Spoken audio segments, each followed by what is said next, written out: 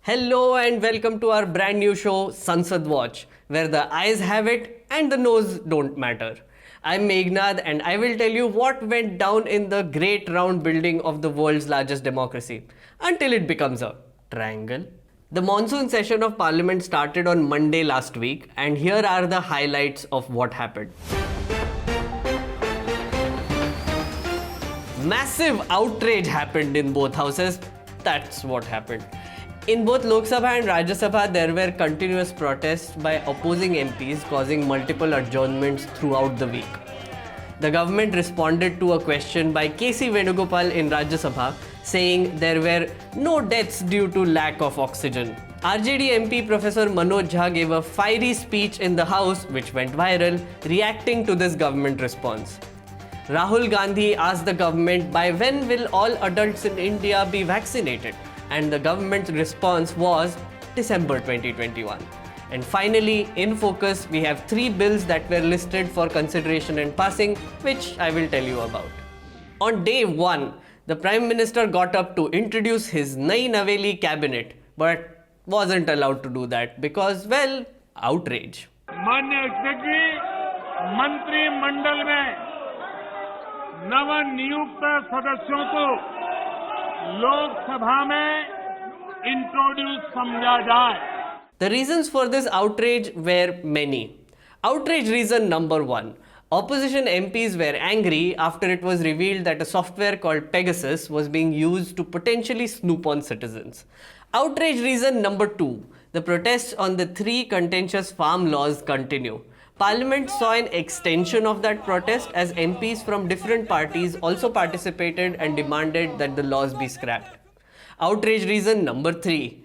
MPs were pissed about the handling of the second wave of COVID-19 that hit India in April this year and resulted in exposing how ill-prepared we were as a country to begin with. Let's start with Pegasus.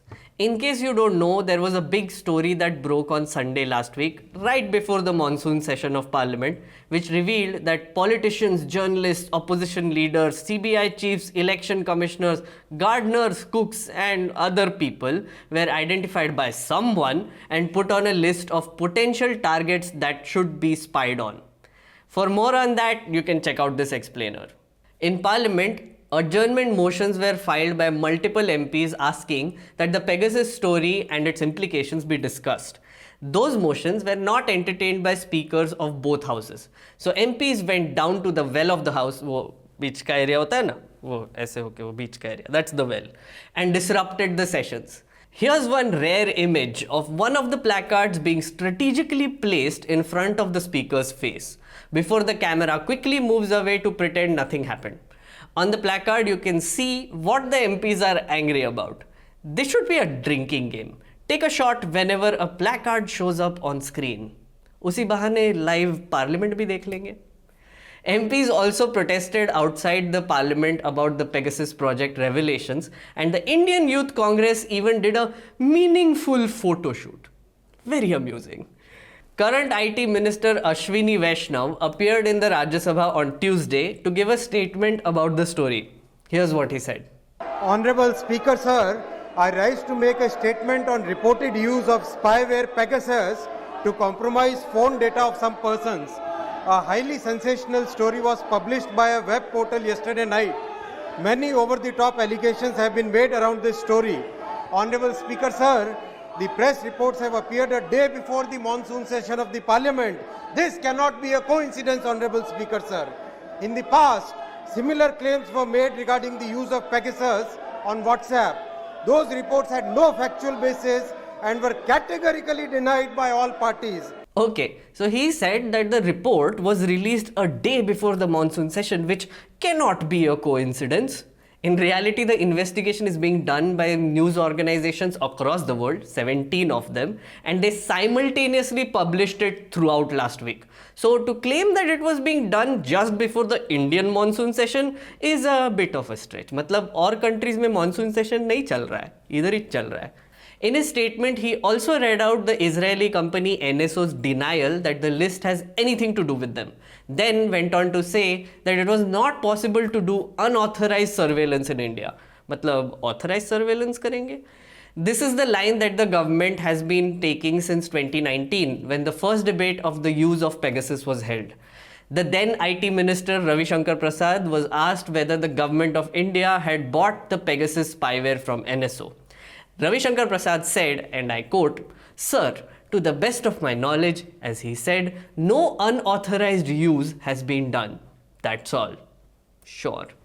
Interestingly enough, Ashwini Vaishnav's name popped up in the Project Pegasus investigations right after he gave this speech in Parliament. By the way, amidst all this outrage, a TMC MP Shantanu Sen tore up some papers and was suspended for the rest of the session because of his unruly behavior. Moving on, let's see what has been happening on the COVID-19 front. KC Venugopal of the Congress asked a question in Rajya Sabha wanting to know whether a large number of COVID-19 patients died on roads and hospitals due to acute shortage of oxygen in the second wave. To which the government responded saying, all states and union territories report cases and deaths to the Union Health Ministry on a regular basis. However, no deaths due to lack of oxygen has been specifically reported by states and union territories. Unquote. The answer then went on to give details on how the central government helped states deal with the oxygen crisis during the second wave. Matlab, data nahi tha, par help kar diya. This answer, as you might have expected, angered a lot of people. Even our newslaundry reporters have recorded multiple instances across states where oxygen shortage caused deaths all throughout the second wave. RJD MP Professor Manoj Jha gave an impassioned speech in Rajya Sabha, kind of capturing this anger. ये पीड़ा व्यक्तिगत है, आंकड़ा मैं नहीं कहना चाहता हूं, मेरा आंकड़ा, तुम्हारा आंकड़ा, अपनी पीड़ा में आंकड़ा ढूंढिए। एक व्यक्ति नहीं है इस देश में, इस सदन में, सदन के बाहर, उस सदन में जो ये कहे कि उसने किसी जानने वाले को ना खोया हो। हमको नहीं किसी आंकड़े की बात नहीं करनी है, हमें देखना है कि जो लोग गए वो जिंदा दस्तावेज छोड़ के गए हैं हमारे फेलियर का। मैं आपकी बात नहीं कर रहा हूं साहब, आप कहिएगा 70 साल में कुछ नहीं हुआ, मैं उसमें जाना ही नहीं चाहता। ये कलेक्टिव फेलियर है 47 से लेके अब तक की सारी सरकारों का। क्या बना दिया हमने? Here's the thing, no deaths due to oxygen shortage is a very convenient answer. They could have done a survey or collected some data during the second wave or after to find out exactly how many people died due to lack of oxygen, but they didn't. So now they're just getting away with a technicality. And finally, I want to draw your attention to two particular questions that were asked in the Lok Sabha. First one is by Member of Parliament Deepak Baij. He asked whether the government proposes to conduct any survey by an independent agency to ascertain the number of COVID deaths in rural areas without testing and treatment between April and May 2021. The government responded saying that they have issued guidelines on correct recording of COVID deaths with globally accepted ICD-10 classification and communicated it to the states. The government was silent about any sort of independent survey though. There are multiple reports which suggest that the current deaths being reported is an undercount.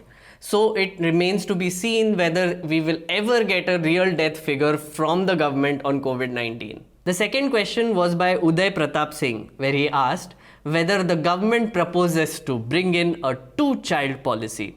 And the government's answer to that was, drumroll please, no. But it gave a very interesting reason as well. They said, international experience shows that any coercion or diktat to have a certain number of children is counterproductive and leads to demographic distortions like sex-selective abortions, abandonment of female child, and even female infanticide due to intense son preference. All this eventually resulted in a skewed sex ratio. Meanwhile, in case you haven't been living under a rock, the Uttar Pradesh government led by BJP's Yogi Adityanath has proposed a law which does the opposite of that, because why not?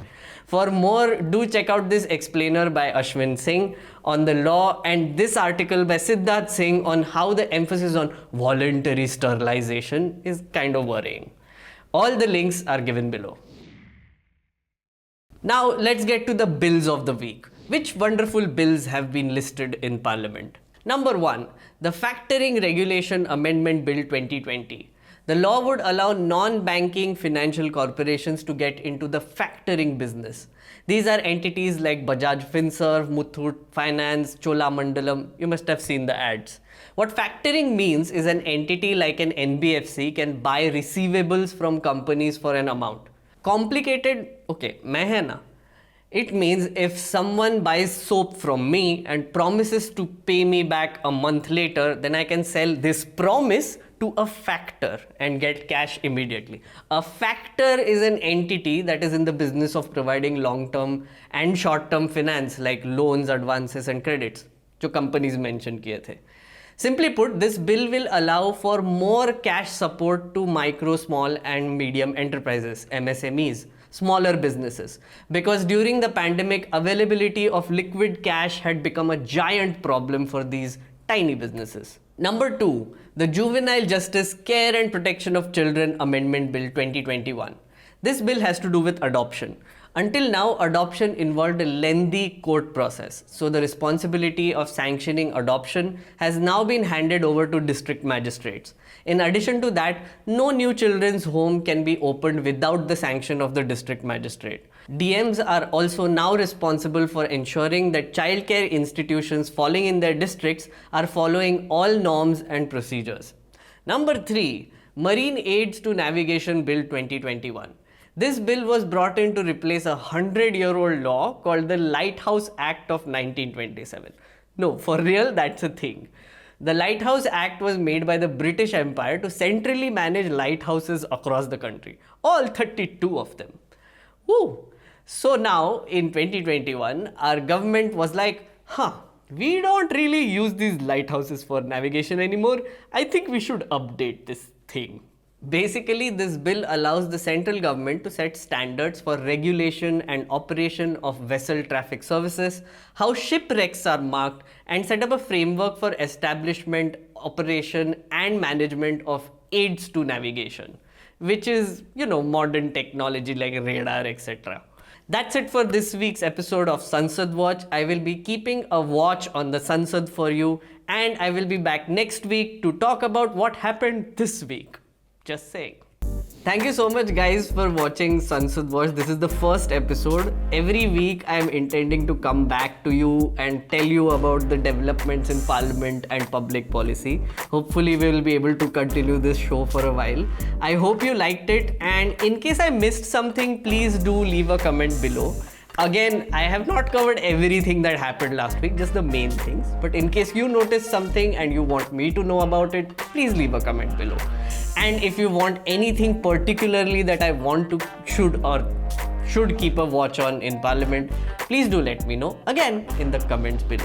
Also, go to newslaundry.com/subscription and subscribe to Newslaundry. If you want more meaningful, worthwhile shows like this one, then you should definitely subscribe. We want to bring you the stories that matter, whether it be through interviews, round reports, videos, or podcasts. So, if you believe in our vision, do head over to our website newslaundry.com and click on the subscribe button.